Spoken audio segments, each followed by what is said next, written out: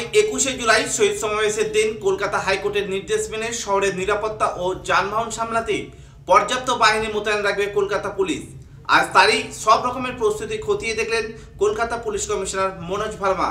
পরে সাংবাদিক বৈঠকে পুলিশ কমিশনার মনোজ ভার্মা জানান, ওই দিন শহরে প্রবেশের মুখে যান নিয়ন্ত্রণ করার পাশাপাশি অফিস যাত্রী থেকে সাধারণ মানুষ যাতে কোনো অসুবিধা না হয় তার জন্য বিশেষ হেল্পলাইন নাম্বার তারা চালু রাখছে। হেল্পলাইন নাম্বারটি হলো 1073, মোবাইল নাম্বার 9830811111, দ্বিতীয়টি হলো 9830010000। কলকাতার রাজপথ থেকে শেখ সাবিরের রিপোর্ট, এসএস স্টার নিউজ।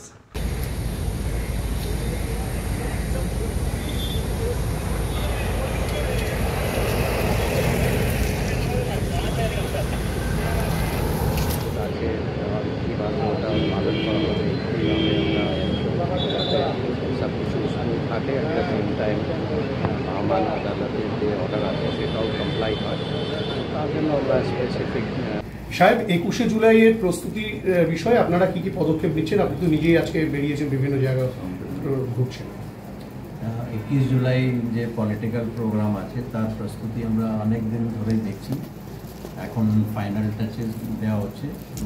মাননীয় হাইকোর্ট ক্যালকাটা একটা অর্ডার দিয়েছেন, তো সেই অর্ডার সবাইকে কমিউনিকেট করা হয়ে গেছে।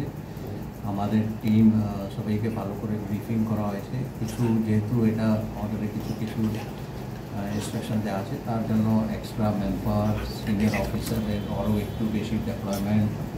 এছাড়া একটা হেল্পলাইন নাম্বার আমরা দিয়েছি পাবলিকে, যাতে কোনো রকম কোনো ইনকনভিনিয়েন্স না হয়।